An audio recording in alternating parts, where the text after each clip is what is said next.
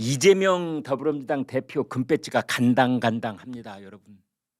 아마 본인은 인천 계양을 내서 따놓은 당상이라고 생각했을 겁니다. 그래서 본인의 단수공천 사실도 느지막이 발표를 했는데 이 여론조사를 까보니까 어찌 될지 모르겠다, 이겁니다. 이렇게 말씀드린 이유는 한 달 전, 두 달 전의 여론조사에서는 거의 원희룡 전 국토부 장관이 상대가 안 될 만큼 멀찍이 떨어져 있었던 이재명이었습니다. 그런데 어제 오늘 나오고 있는 여러 여론조사를 보면은 이게 웬일입니까? 알 수 없는 박빙승부가 펼쳐지고 있습니다.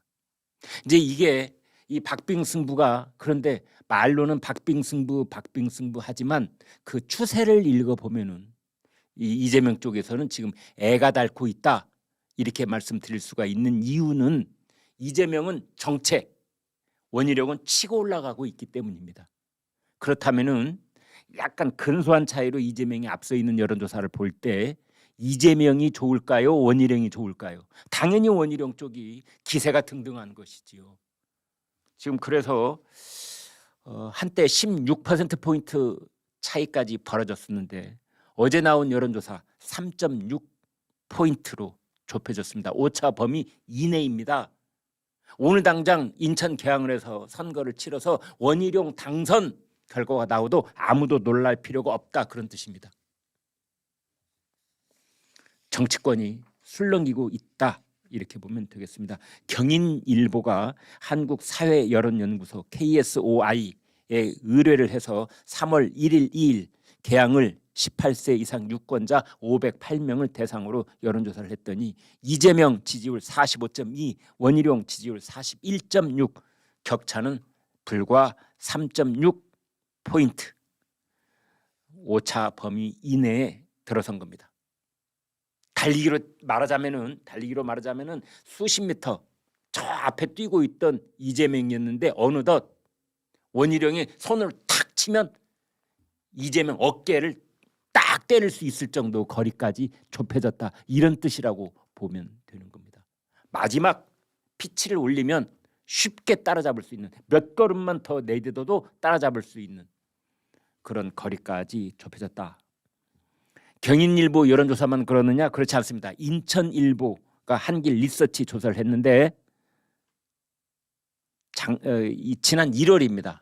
그러니까 지금 한 달 전쯤이라고 봐야 되죠. 그때는 16포인트 차이였거든요. 16.4. 이재명이 50.7, 원희룡이 34.3. 그래서 16.4포인트 차이였는데 이게 좁혀지고 있는 겁니다. 미디어 토마토가 인천 계양을 유권자만 1000명을 따로 표본을 뽑아서 조사를 했는데 이재명 49.1, 원희룡 41. 그래서 격차 8.1포인트로 줄어들었다.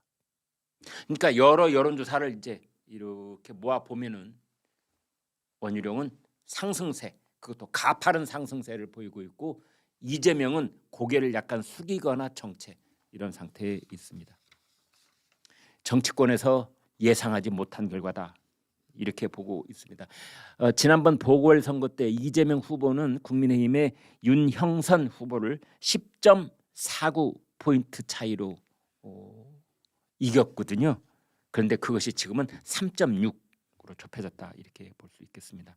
2010년에 있었던 보궐선거를 제외하고 인천 계양을에 있었던 선거는 모두 민주당이 이겼습니다. 그래서 민주당의 텃밭 중에서도 아주 강력한 텃밭, 이렇게 인식되어 온 것이고, 이전까지 이재명 이전까지 송영길, 지금 교도소에 들어가 있는데 송영길 전 대표가 내리 5선을 한 곳이기도 합니다. 자, 이러한 현상, 원희룡 현상, 일시적인 것일까요? 아니면 4월 10일까지 이 판세가 굳어져 가고 있는 것일까요? 여러분은 어떻게 보십니까? 이제 3월 중순 지나고 이제 마지막 후보를 등록하는 날이 3월 20일, 21일 이때입니다. 그러면 이제 본격적인 선거운동이 펼쳐지는데요. 온 곳에 현수막 다 걸고 이제 유세 차량에서 마이크를 붙잡고 본격적으로 유세를 하게 되는 이제 그런 선거운동이 펼쳐집니다. 어떻게 될까요? 원인을 보니 원희룡 후보가 지역 주민들과 끊임없이 겸손하고 꾸준하게 스킨십을 해온 것이 주요했다. 그리고 축구선수 이천수, 그다음에 인요한 전 혁신위원장 같이 유서에 나서면서 바람몰이를 한 것이다. 그래서 원희룡 후보가 지금 철저히 발로 뛰는 선거운동을 하고 있는데 이 발로 뛰는 선거운동, 이게 효과를 내고 있다. 이렇게 보고 있습니다.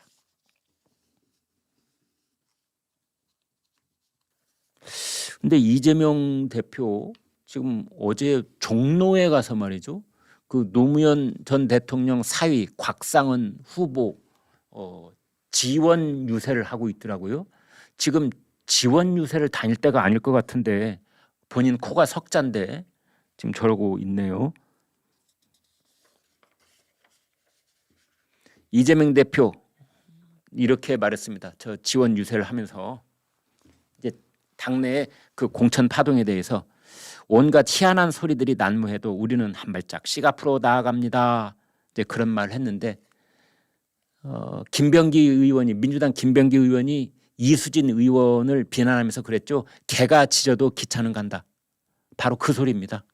온갖 희한한 소리가 난무해도 우리는 한 발짝씩 나아간다. 개가 짖어도 기차는 달린다. 개짓 기달. 임종석 전 비서실장이 이제 당에 잔류한다, 당의 결정을 수용한다 그랬잖아요. 거기에 대해서도 당의 결정을 존중하고 수용해 준 데 대해서 매우 고맙게 생각합니다. 이런 말을 했는데요. 제가 이재명 대표의 속마음 고맙게 생각한다가 아니라 매우 찜찜하다 이런 거 아닐까요?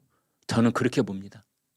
8월 전당대회에 대비하기 위해서 임종석 전 비서실장이 민주당에 탈당하지 않고 잔류했다는 것, 이 소식을 듣고 아마 이재명 대표 못내 찜찜했을 겁니다.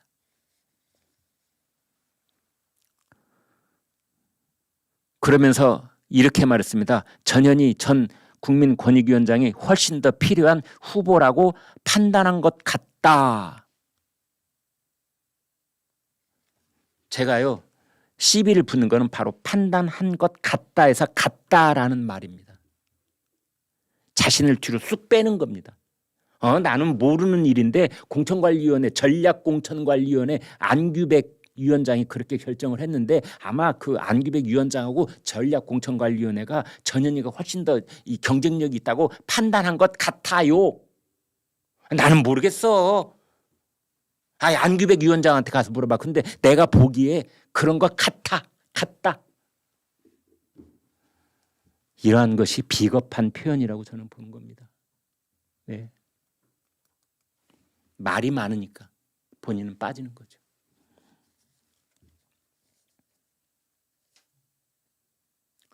설훈, 홍영표 공천에서 배제된 비명계 인사들에 대해서 자세히 들여다보면 도저히 경쟁에서 이길 수 없다고 판단해서 나가시는 분들도 꽤 있어 보인다. 본인들이 경쟁력이 없으니까 본인 발로 걸어나간다 라는 식으로 얘기를 했습니다. 참 나가는 사람 뒤에다가 소금 뿌린다 라는 속담이 떠오르는 그런 말이라고 하지 않을 수가 없습니다. 또 이재명 대표 재판을 담당했던 변호사들이 대거 단수 공천을 받았잖아요. 이제 그런 것에 대해서 이해충돌 논란이 있지 않겠느냐라고 기자들이 묻자 이재명 대표가 뭐라고 했냐면 거기에 대해서는 말 같지도 않은 소리를 하셔서 답하지 않겠습니다. 답변이 궁색할 때는 말 같지도 않은 소리를 해서 답변하지 않겠다 또 그랬네요.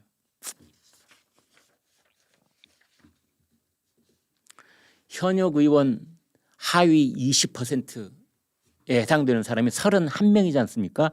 그래서 이 31명 하위 20% 운명이 어떻게 됐는지 봤더니 3명은 공천 국면 이전에 이미 탈당을 했고 4명은 불출마를 선언을 했고 공천 과정에서 탈당한 사람은 7명이고 그래서 이제 이게 14명인데 나머지 17명 가운데 1명은 단수 공천을 받았는데 나머지 16명은 현재 경선이 진행 중이다. 이제 이렇게 보는데 현역 의원의 경우에 경선을 진행하면 매우 불리합니다. 두고 봐야 알겠습니다.